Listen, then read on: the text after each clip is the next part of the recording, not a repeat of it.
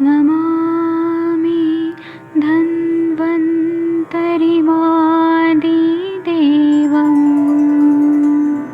सुरासुरैर्वन्दितपादपद्मं लोके जरामृत्युनाशं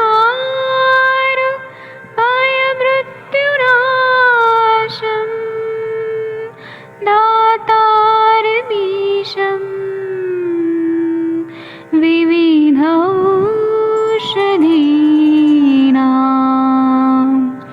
शङ्खं चक्रं जलौकां दधतं मृतघटं चारुतोर्भिश्चतुर्भिः सूक्ष्मस्वच्छादिरुद्यं शुकपरिविलसन्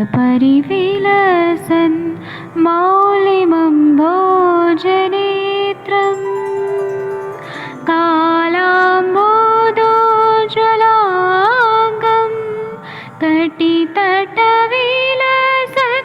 चारुपीताम्बराढ्यं वन्दे धन्वन्तरिन्तं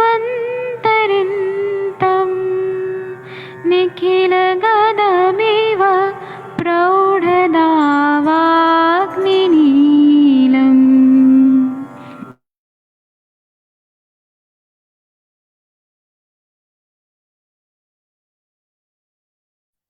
प्रणाम सभी लोग को। मैं वैद्य अरविंद पाठक पुणे महाराष्ट्र से आप सभी लोग का स्वागत करता हूँ। आदरणीय सर से रिक्वेस्ट है कि 23 नंबर का श्लोक पढ़िए सर। अच्छा सर नहीं है, कोई और पढ़िए प्लीज। अनामिका जी, शशि मैम, एक मिनट में अनम्यूट करने का ऑप्शन देता हूँ, एक मिनट रुक जाइए। हाँ देखिए, अनम्यूट कर पा रहे हैं आप लोग?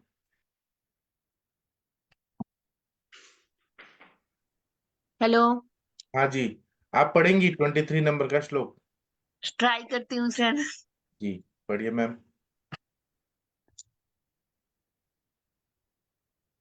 हेलो। आगार धूम लबन तैलैर्लेपः श्रुते अस्रिजिं सुप्ते अंगे वेष्टयुक्ते तु कर्तव्यम उपनाहनम। रक्त के निकल जाने पर, वायु का प्रकोप होने पर, क्या लिखा हुआ है सर उसके घर घर के घर के धुआं धुआं। जी लबन और तैल से लेप करे। अंग के सो जाने पर, अचेतन बन जाने पर एवं ऐंठन होने पर उपनाह करना चाहिए। जी, इन्होंने बोला है कि वात की चिकित्सा कर रहे हैं, दूषित रक्त निकाल दिया है। तो दूषित रक्त निकालने के बाद क्या करना है कि वायु का प्रकोप होने का डर है। तो इसीलिए क्या करना है कि घर का जो धुआं है, पहले के जमाने में लोग चूल्हा पे खाना बनाते थे, धुआं जो था वो ऊपर उठता था, तो वो धुआं कलेक्ट करते थे सॉलिड फॉर्म में। वो लेना है, लवण और तेल से लेप करना है। अगर वो अंग का कहीं सुक्ति हो गया है, नमनेस आ गया है और ऐंठन हो रहा है बहुत ज्यादा, तो उपनाह का प्रयोग करना चाहिए, ऐसा होता है। जी, 23 नंबर का श्लोक का टीका पढ़ना है, एक मिनट रुक जाइए।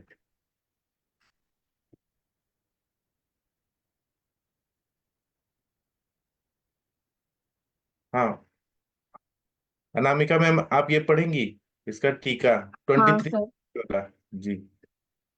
रक्ते श्रुते शतत्यागार धूमादिभिर्लेप क्षुप्ते गात्रे तथा वेष्टन युक्ते चोपनाह कार्य। आक्षेपादीना मध्यात् महत्तयत्वाद् अपतानकस्य तावत् चिकित्सितम् आहो। हाँ, इसमें बोल रहे हैं कि जब रक्त निकाल दिया है तो सत्याग्रह मतलब घर का धुआं का लेप करना है, और जो सुप्त गात्र है वहां पे वेष्टनिक उपनाह करना है। सुप्त गात्रे तथा वेष्टन है वहां पे, ऐंठन हो रही है तो। और आक्षेपाधिकार मध्यात, जब आक्षेप है या वहां पे महात्य है या अपतानक के है, तो वहां पे चिकित्सा इस तरह से करना चाहिए। एक मिनट, अब आगे पढ़ते हैं। 24 नंबर का, 1 मिनट।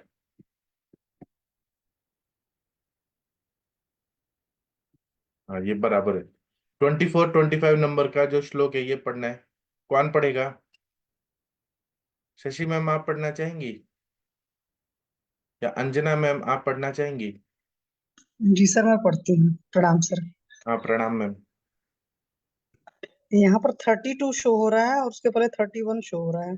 अच्छा, इस 24 है। हाँ 20 अथ अथापतान केन आर्त आर्तम अस्र अच्छम एव वेपनम अस्तब्ध मेढ्रम अस्वेदम बहिरा आयाम वर्जितम अखट्टा अखट्टवाघातिनम चैन त्वरितम समुपाचरेत। अब तानक रोग से पीड़ित जिस व्यक्ति की आंख टेढ़ी या खिसकी न हो, जो टेढ़ा न देखता हो, जिसमें कंपन न हो, जिसका मेहन ढीला हो, पसीना न हो, बहिरा आयाम से रहित एवं अखट्टवाघाती हो, उसकी चिकित्सा तुरंत करें। खट्टवाघाती में खाट पर ही पड़े रहने लायक। लोक में भी पड़े रहने वाले व्यक्ति को कहते हैं कि क्यों पड़े पड़े खाट तोड़ रहे हो। जो व्यक्ति खाट पर से खड़ा हो सके उसकी चिकित्सा करें। जी सर, थैंक यू सर। इन्होंने ये बताया कि असाध्य अवस्था में नहीं गया है, उसकी चिकित्सा करना है। तो जैसे कि अब तानक रोगी है, उसको झटके आ रहे हैं, लेकिन उसकी आंखें टेढ़ी नहीं है या फिर खिसकी नहीं है, टेढ़ा मेढ़ा नहीं हुआ है, मतलब कोई भी अरिष्ट सूचक लक्षण नहीं है, जिससे बहुत ज्यादा कंपन नहीं हो रहा है, जिसका मेहन ढीला हो, मतलब वो बहुत कड़क हो के, अरिष्ट सूचक लक्षण नहीं होना चाहिए, पसीना ना हो, बहिरायाम से रहित हो, और अखटवाघाती मतलब खाट पे पड़ा पड़ा नहीं है, उसकी चिकित्सा तुरंत करनी चाहिए। जो हम लोग ठीक कर सकते हैं उनको जरूर ठीक करना चाहिए। इसके अगर अरिष्ट सूचक या असाध्यता के लक्षण है तो उनकी चिकित्सा नहीं करना है। जी, इसकी टीका पढ़ दीजिए मैम, शशि मैम। 25 जी के टीचर वाला, हाँ। जी सर। अथ अनंतरम वात व्याधेय संज्ञा निर्दिष्टा प्रस्तूयन्ते एनम अपतान कार्य कार्तम नरम अस्रस अस्रस्ता आच्छादित यावद खट्वा घातिन च त्वरितम कृत्व उपक्रमित। जी सर, ये आप एक्सप्लेन करो सर। हाँ इसका मतलब है कि अब इसके बाद वात व्याधि में जो ऐसे लोग हैं कि संज्ञा निर्दिष्टा, जिनका संज्ञा है, उसके बारे में बता रहे हैं। जैसे अपतानक वाला जो रोगी है, आर्त नरम जो रोगी वाला इंसान है, उसका अस्त्र ताक्षादि युक्त, मतलब उसको ऐसा है कि ये सारे सिम्टम है कि उसको झटके नहीं आ रहे हैं और खटिया नहीं पकड़ा हुआ है, उसको तुरंत ही कृत्योपक्रमित, उसको तुरंत ही उपक्रम करके चिकित्सा करके ठीक करना है। आगे का श्लोक 26-27 है। अपतानक रोग में नस्यादि, अब अपतानक की चिकित्सा कैसे करें ये बता रहे हैं। पहले तो उन्होंने एक इंडिकेशन बताया कि किसको करना है किसको नहीं करना है। 26-27 नंबर का श्लोक अंजना मैम या कोई पढ़िए please, Varsha ma'am, Manisha ma'am कोई पढ़िए। सर मैं पढ़ती हूँ। नमस्कार सबको, ठीक, सुप्रभात आप। सर, नमस्कार। तत्र प्रागेव सुस्निग्ध सुनांगे तीक्ष्ण नावनम श्रोतो विशुद्धये युज्याद अच्छपानम ततो घृतम विद्यारयादि गण क्वाथ दधि क्षीर रसे श्रुतम न अतिमात्रम तथा वायु व्यापनोति सहसे वा। अर्थात इस अपतानक व्यक्ति में सबसे प्रथम भली प्रकार शरीर का स्नेहन और स्वेदन करके त्रिकटु आदि से तीक्ष्ण से श्रोतों की शुद्धि के लिए देना चाहिए। पीछे से शुद्ध किसी न मिलाकर घृतपान कराना चाहिए। उसके बाद पहले नक से देना चाहिए, नस्य के बाद उन्होंने कहा है कि इसमें घृतपान कराना चाहिए। इस घृत को विद्यालय आदि गण के क्वाथ में घी से 4 गुना, दूध दही मांस रस घी के बराबर से सिद्ध करें, मतलब उनको घृत को बनाने की विधि भी बताई है। इस घी को पीने से वायु बहुत अधिक रूप से शरीर में नहीं फैलती है और ना ही जल्दी आक्रमण कर दिए। हाँ दिखने लगता है। ठीक है सर। हाँ इसमें ये बता रहे हैं कि अब अपतानक व्यक्ति का चिकित्सा कैसे करना है। उसको झटके आ रहे हैं तो उसको शरीर का स्नेहन शोधन करना है और तीक्ष्ण नस्य देना है, क्योंकि संज्ञा स्थापन करना है। तो त्रिकटु आदि तीक्ष्ण नस्य से स्त्रोतों की शुद्धि करना है। पूरा मस्तिष्क शुद्ध हो गया। उसके बाद में किसी न किसी में घृत मिलाकर घृतपान कराना चाहिए। इस अब फिर ये घृतपान कराए तो वायु का शमन हो जाएगा। उसके बाद में ब्रीहण करना है। तो विदार्यादि गण के क्वाथ में घी 4 गुना लेना है। दही दूध दूध दही मासरस से सिद्ध करके देना है ऐसा घृत। ये घृत पीने से क्या होता है, वायु बहुत अधिक रूप से नहीं फैलता है और न कभी आक्रमण ही करता है, ऐसा बता दें। अब इसकी टीका पढ़ना है। प्लीज टीका पढ़ दीजिए 27 के नीचे वाला। प्लीज वीना मैम या सविता मैम कोई पढ़िए, टीका पढ़ दीजिए। प्रणाम सर। हाँ। तस्मिन् पातानकार्ते नरे पूर्वमेव च सुष्ठु स्निग्ध अंगे स्विन्नांगे च तीक्ष्णस्य त्रिकटुकादिना स्रोतो विशुद्धये योज्यम्। तत अनन्तरम् अच्छपान घृतयुज्येत कर्तत इत्याह विदार्यादिगणक्वाथदि श्रुतं घृताद्विदार्यादिगणक्वाथश्च तिर्गुणो दधिक्षीररसा सर्पी समा ग्राह्यः। तथा एव कृते सति मारुतोऽति मात्र न व्यान्यो प्रति सहसा झटित्येव च नाश्रुते। इसका मतलब यह है कि कोई भी जो अपताना का रोगी है उसको पहले तो स्नेहन शोधन करना है, फिर तीक्ष्ण नस्य देना है त्रिकटुक आदि से। और उसके बाद में स्त्रोतस विशुद्ध हो जाता है जब त्रिकटुक देते हैं, तीक्ष्ण नस्य शिरोविरेचन हो जाता है। उसके बाद में अनंतरम अच्छ पान घृतम युंजित, फिर अच्छ घृत पान कराना है, अच्छ पान कराना है। और कतरत मतलब और किस तरह से कर सकते हैं, इत्या विदारादि गण क्वाथा अधिश्रितम, मतलब विदार्यादि गण के क्वाथ में बनाया हुआ घृत, या फिर विदार्यादि गण क्वाथ, या फिर दधी शीर मतलब दूध से सिद्ध किया हुआ, या दही से, या घी सम प्रमाण चतुर्गुण घी लेके उसको करना है। तथा एवं कृते और या मासरस, दधी शीर या मासरस एवं कृते सती, ऐसा जब करते हैं तो मारुतो अति मात्र न व्याप्नोति, तो वायु जो है अति मात्रा में न व्याप्नोति, व्याप्त नहीं होता है। सहसा झटिते स्नाश होते, सहसा मतलब वायु जो है ये पूरी शरीर में नहीं फैलता है, ऐसा बताया कि झटित तुरंत ही नहीं फैलता है और वायु का प्रकोप रुक जाता है और पेशेंट ठीक हो जाता है हमारा। आगे 28 नंबर का श्लोक है वो पढ़ना है। पढ़ू क्या मैं? हाँ पढ़िए मैम, संथा देके पढ़िए, सब लोग आपके पीछे पीछे बोलेंगे। कुलत्थ यवकोलानि भद्रदार्व्यादिकं गणम्। रुकिए, सब लोग बोलिए मैम के पीछे। कुलस्थयवकोलानि भद्रदार्वादिकं गणम्। निक्वाथ अनुपमांसं च तेनाम्लैः पयसापि च।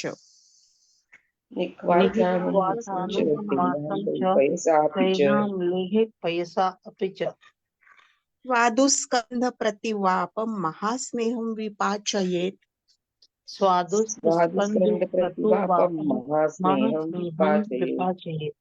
सेका अभ्यंग अवगाह अन्नपाननस्य अनुवासनैः।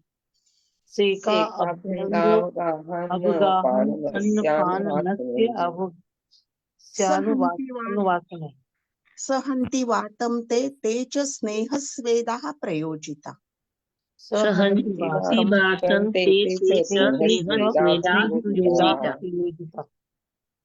कुलित्थ जौ बेर भद्रदार्व्यादि गण की औषधियाँ और अनुपम अंश का क्वाथ करे। इस क्वाथ में कांजी दूध मिलाकर मधुर स्कंद के द्रव्यों का प्रक्षेप मिलाकर घृत तैल वसा और मज्जा यह महास्नेह सिद्ध करे। इस स्नेह का परिषेक अभ्यंग अवगाह स्नानपान नस्य व अनुमासन में प्रयोग करने पर यह वायु को नष्ट करता है और पहले कहे हुए स्नेह स्वेद भली प्रकार बहने पर वायु को नष्ट करते हैं। जी, इसमें ऐसे बता रहे हैं कि कुल्थी लेना है, जौ लेना है, बेर, भद्र दार्वादी गण, जो इसी में अष्टांग हृदय में 15 चैप्टर में बताया, भद्र दार्वादी गण की औषधियां लेनी है। और आनुप मास, जो मतलब आनुप क्षेत्र में रहने वाले पक्षी और जानवर है, उनका मांस लेके क्वाथ बनाना है। अब ऐसा जो क्वाथ है उसमें कांजी मिलाना है, दूध मिला देना है, मधुर स्कंद के द्रव्यों का प्रक्षेप डालकर घृत, तेल, वसा और मज्जा, ये महास्नेह सिद्ध करना है। इसमें चारों स्नेह है, इसको महास्नेह सिद्ध करना है। और इस स्नेह का परिषेक के रूप में, मतलब पूरे बॉडी में परिषेक, अभ्यंग के रूप में, अवगाहन के रूप में, खाने पीने में, नस्य में और अनुवासन में प्रयोग करना है। तो ये जो वायु है उसको स्नेह से हम लोग जीत सकते हैं। इस तरह से फिर स्नेहन शोधन करने से वायु को नष्ट कर देता है ये। जी,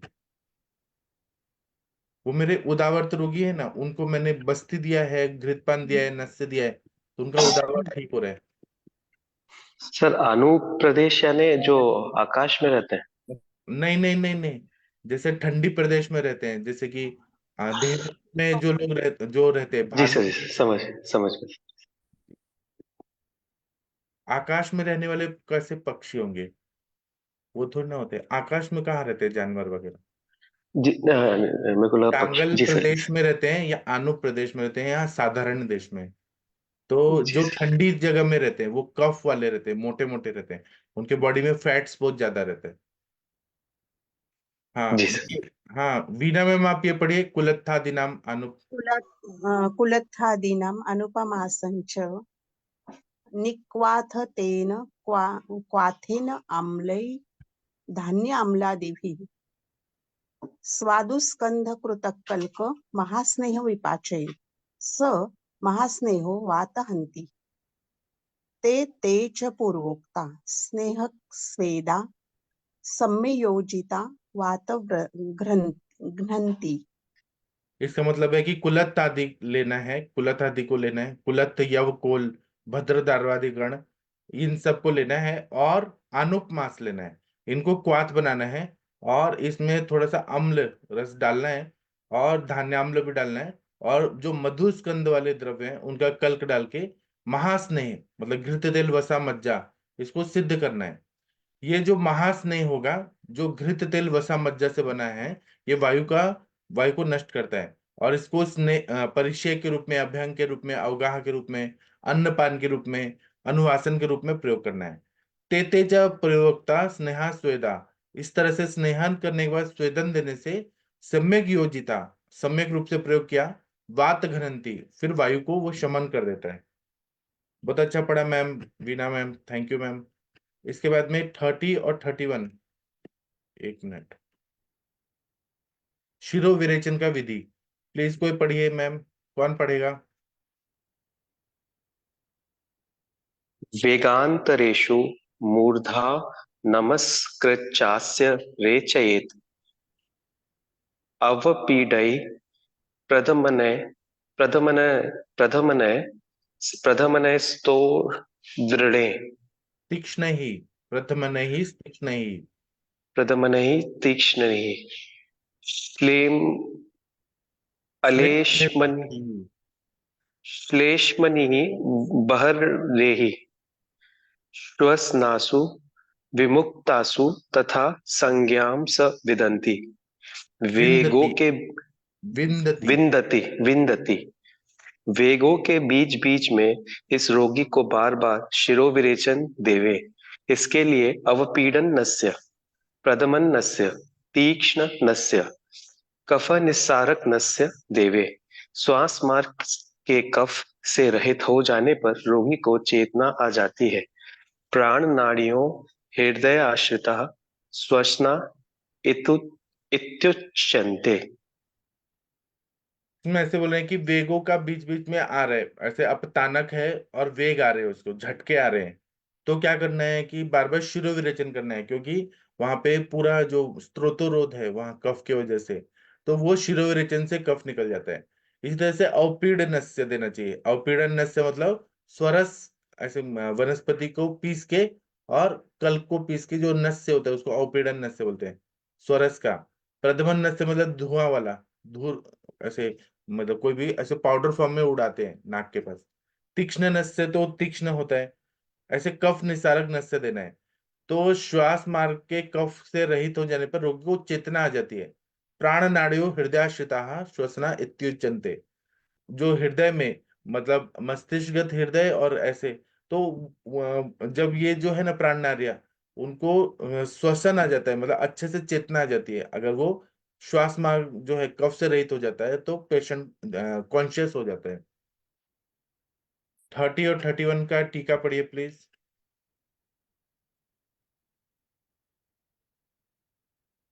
कोई पढ़िए।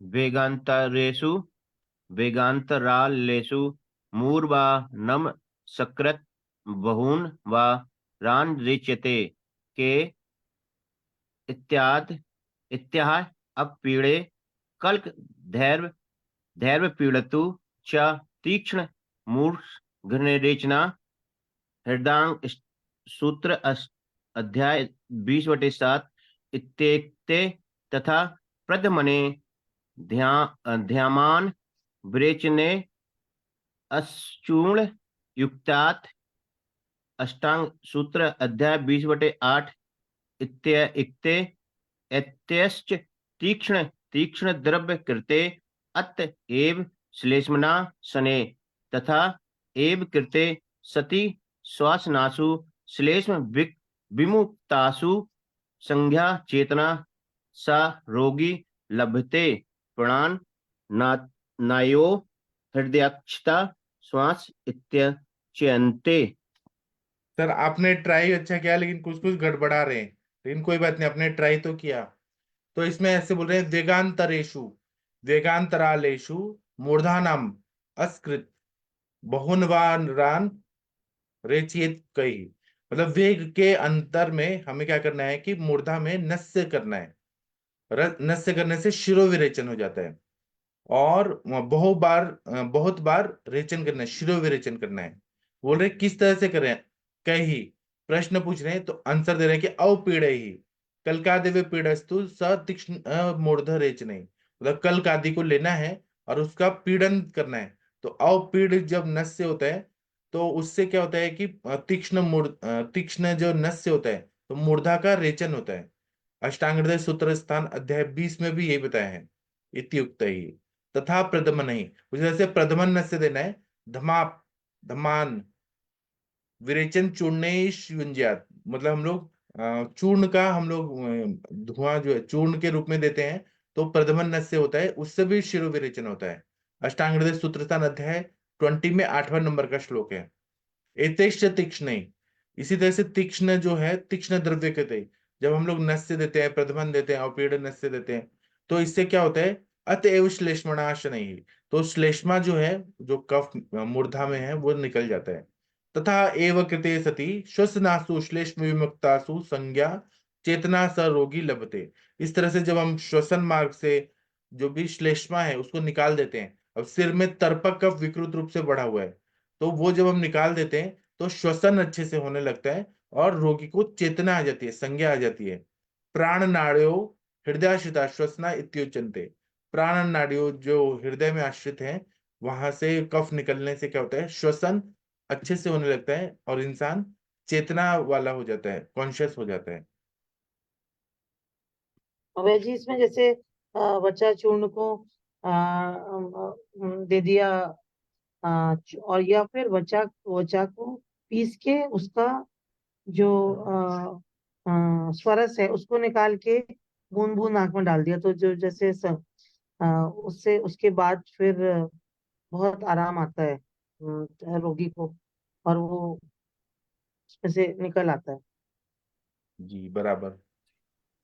सर इसी बारे एक बार नस से 1-2 मिनट में नस से हम लोग कर लेते हैं, टाइम भी हो रहा है। नस से है क्या, मतलब एक बार फिर से रिवाइज हो जाएगा, क्योंकि बहुत अच्छा दिया है, हमने पढ़ा है सभी लोगों ने। तो मेन जो नस्से की बात बताई है, हम लोग सभी जानते हैं कि नस्से को नाक से दिया जाने वाली औषधि है। क्योंकि इस संदर्भ में जो बात हो रही थी वो दो तरह की बातें हो रही थी कि हम अपपीड़क नस्य करेंगे या फिर हम प्रथमा नस्य करेंगे।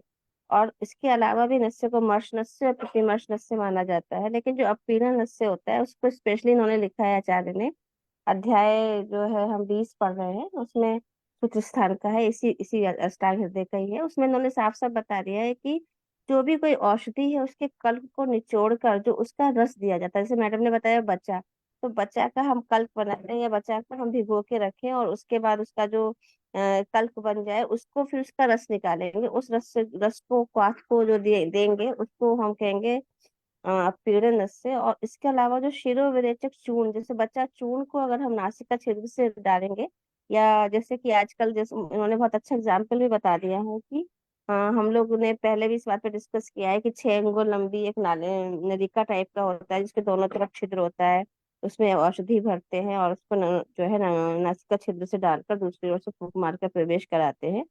लेकिन अभी इन्होंने टीकाकार ने बताया है कि जैसे यहाँ पे पूर्वांचल में भी इस तरह से बहुत कॉमन है, सुंघनी जिसे कहते हैं। उसमें क्या करते हैं कि चुटकी भर जो भी कोई भी हमने मेडिसिन ली और उसको नाक के भीतर प्रवेश करा दिया और फिर सांस को ऊपर के द्वारा खींच दिया, तो इससे क्या होता है जितने भी कफ विकार हैं, या जैसे हम अभी पढ़ रहे हैं कि तीक्ष्ण जो श्रोतो अवरोध हुआ है वो श्रोतस खुल जाते हैं और उसके हिसाब से जो मेडिसिन जो है सीधे जाके संघातक मणि के माध्यम से हमारे मस्तिष्क को उत्तेजित करती है। जी सर। जी बहुत थैंक अच्छा यू बताया ma'am. Ma'am, thank you ma'am. अभी वीना हाँ मैम आप भगवान का प्रेयर करेंगी? वीना मैम। हाँ, महाराष्ट्र में तपकीर ऐसा नाक के पास लेके दो उंगली में लेके वो चुटकी भर सूंघते तपकीर, वो तंबाकू का रहता है, उसको ही आवपीड़क नस्य बोलते हैं ना, वैसा किया तो। नहीं नहीं नहीं, अवपीड़क नस्य तो स्वरस नाक में डालते हैं पीस अच्छा, के। हाँ हाँ, और वो तपकीर और वाला प्रथमन, वो प्रदमन जैसा हो गया थोड़ा सा। प्रधमन, हाँ करेक्ट, प्रधमन। तो कभी सर जब कभी नस उसी प्रमाण में काली मिर्च भी लेते हैं, वचा चूर्ण भी लेते हैं, जैसे मैडम कह रही है कि यह तो सुंघनी के द्वारा, मैंने तो फ्रूटी की जो वो होती है नली उसमें भी डाली, और जो बाहर मिलते हैं ना मैम चिलम वगैरह, उसके थ्रू भी कर सकते हैं। और उसको पेपर पे रख के पेपर का भी बना सकते हैं, उसमें भी डाल सकते हैं। बट बहुत इजीली वो चुटकी नाक के नीचे रखी और उसको अंदर जोर से स्निफ कर लिया, खींच लिया ऐसे, तो उससे भी बहुत आराम से हो जाता है, जैसे अभी अंजना मैम बता रही थी। और सर जैसे अगर हम नस से करते हैं तो उस वक्त कर्णपूर्ण नहीं करना चाहिए ना, क्योंकि वायु कहाँ से निकलेगी आकाश मार्ग से, मतलब जैसे या तो नाक से निकलेगी या कान से। हाँ ऐसे पॉसिबल भी नहीं है ना, हम नस्य करें तो कान में कैसे डालेंगे? ऐसे वो पोजीशन भी वैसा नहीं है ना कि दोनों साथ में किया जा सके। जी सर। ठीक है वीना मैम आप प्रेयर कर लीजिए भगवान का। हाँ, आकाशात् पतितं तोयं यथा गच्छति सागरं सर्वदेवैः नमस्कारं केशवं प्रति गच्छति। नमस्ते सर। इसका अर्थ क्या है वो बता दीजिए। आकाश आ, बारिश का जो पानी गिरता है, आकाश से जो पानी गिरता है, वो जैसा सब नदी या समुद्र को जाके मिलती है, वैसे ही प्रकार वो कोई भी देवता का आप स्मरण करें, वो सभी विष्णु जी के पास ही पहुंचता है। जी बहुत बढ़िया बताया ma'am, thank you ma'am. Thank you. हाँ तो अभी हम सेशन बंद करते हैं। शाम को 7 बजे एक स्पेशल लेक्चर होता है और 8:15 हमारा क्लिनिकल संभाषा होगा। तो थैंक यू, प्रणाम सभी लोगों को, आपका दिन शुभ जाए। थैंक यू, प्रणाम। प्रणाम सर। प्रणाम सर।